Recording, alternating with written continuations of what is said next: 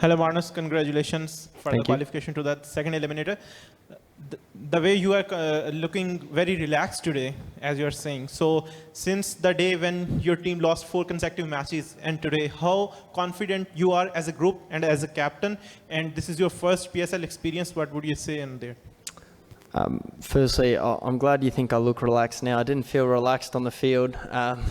Felt like there was a lot of things going through my mind, and especially, when we got on top, I knew this was a really nice surface, and you wanted to make sure that we kept tacking, kept putting pressure on.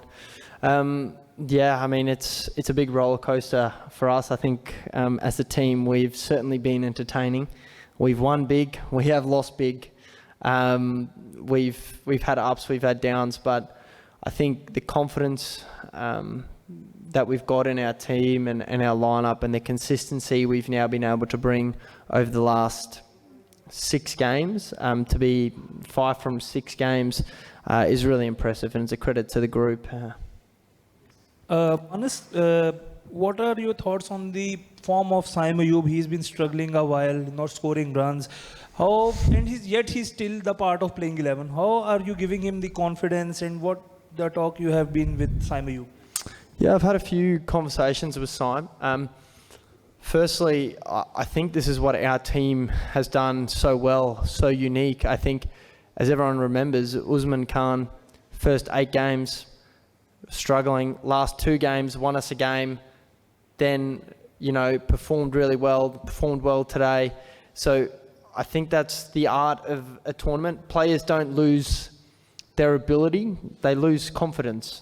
And confidence creates performances. And even today, that innings today, I'm sure is going to change the next 2 games for Saim. And our conversation was just, he's no longer that young kid. He's an experienced player. He's got many facets to his game. He can attack, he can defend, he can read the game well.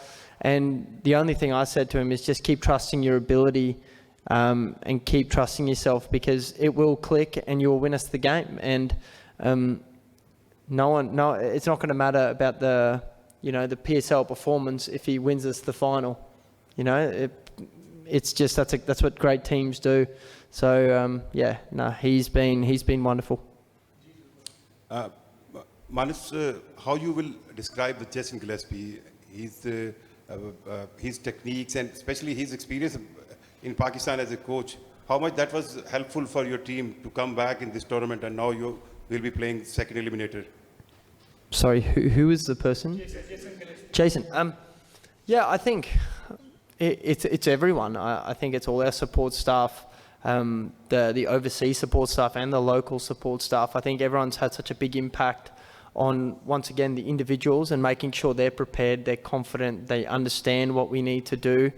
And Jason's just really facilitated that really well. He's allowed guys to be able to communicate, allowed them to do their roles and their jobs really well. And, I think that's his best asset is being able to read the room and understand what is needed. And I think he's done that wonderfully well.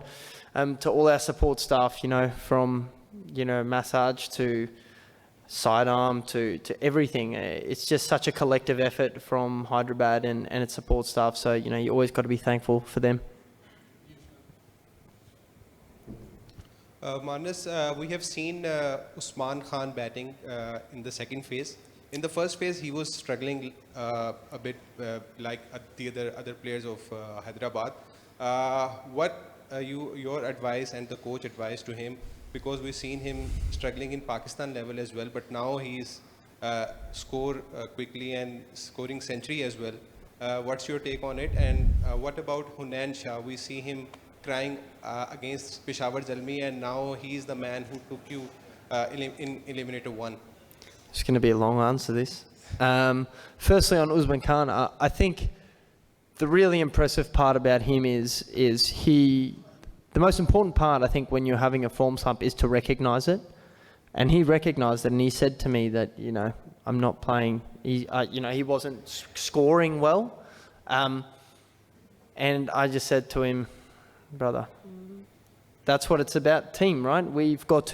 The rest of the team were able to pick up the slack when he wasn't in form, and we were still able to win games.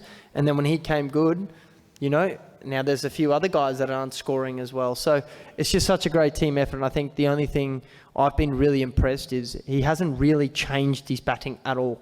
He stayed the same. He was confident from that first game against Multan, where he took it on in the first over, played some beautiful shots, and he was confident today. I think now that he's got some runs, he's just reading the game really well. And I think sometimes when you're not scoring runs, you don't necessarily read the game as well as you do when you're in form. And I think that's what he's doing really well. And on Hunain Shah, for the first few games he wasn't playing, and, we probably didn't know what we had in the bank. And for him to come out with the performances that he has come with, his death bowling, his consistency through the middle, I love his character. I love his personality. I've got a really good relationship with him. So it's been really nice to get to know him and be able to, chat to him on the field and work out what's our best way to navigate different scenarios. So I've been super impressed with him, and hopefully there's 2 more games to go. Hi, Marnus. It's Shakil Khatak here. What we should call Hyderabad? Rise from the ashes, from zero to hero. And other part that when Maxwell landed here in Pakistan, the Hyderabad changed their momentum and they were flying high. I mean, they were even untouchable, and they're continuously winning the momentum. So what was the main reason? Either it was a Maxwell impact or Hyderabad took some kind of booster. So, and they're all flying. I think one, it's probably a 2-phase answer. I think obviously getting the likes of Glenn to join the side gives you that extra confidence. It gives you that extra depth. And but I think even before that, we had that really close loss to Zelmi. Defending 14 off the last over, and we probably should have won that game. But I think, and that was sort of the shift. I think we just showed that we could compete even when we weren't at our best.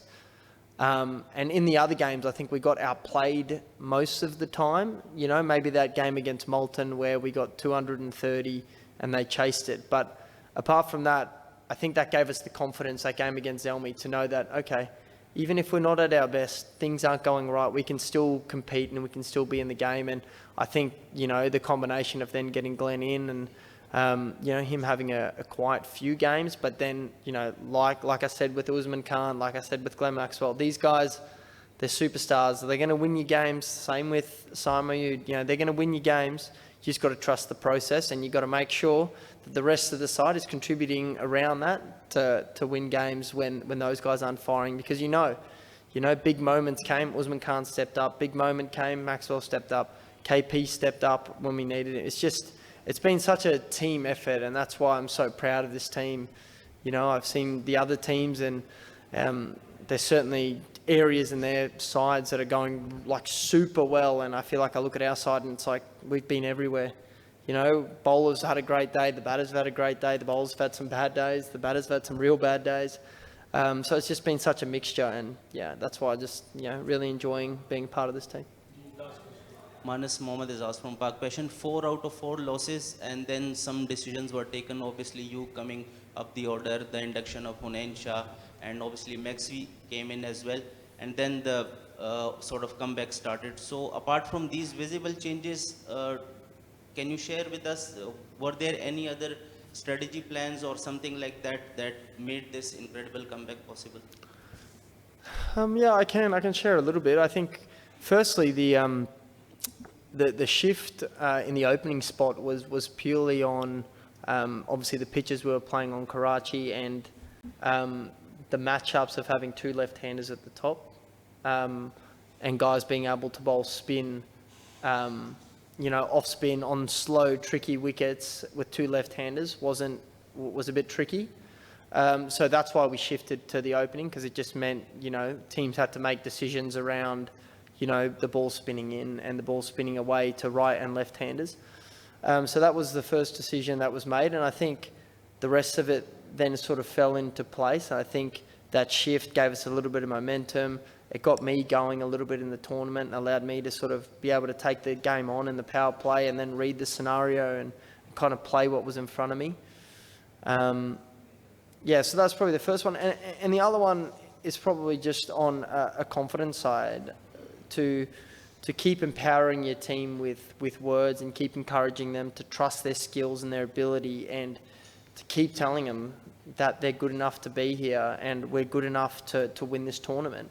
And that's what we were saying when we were losing 4 games. You know, we were saying we are good enough to be here. Yes, it hasn't gone our way, but we've just got to keep trusting the process, and we've got to keep coming back to, okay, what do we need to do that makes us play well? And not getting too sucked in by the emotion of the losses, but let's go back to the process and what does it take for us to win? What do you need to do as a bowling group? What lens do we need to hit as a batting group? What are things that we can do to help us stick to a process? And then the outcome takes care of itself. You know, if teams bat well or bowl well against us and we've stuck to our process, that's so be it.